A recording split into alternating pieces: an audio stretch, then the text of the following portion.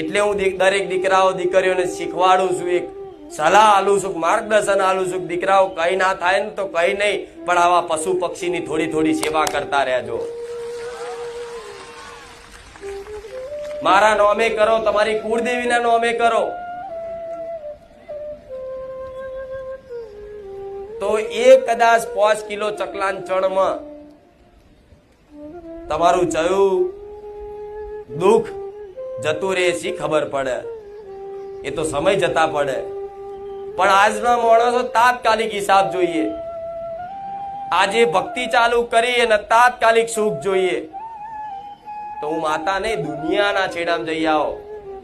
તાત્કાલિક જો કોઈ ભગવાન માતાજી તમને સુખી કરત, મને આઈને કહેજો કે આ માતાજી હતા ના ભગવાન હતા, તાત્કાલિક અમને 5 રવિવારમાં સુખી કરી નાખ્યા. બને એવું ક્યારેય ના બને.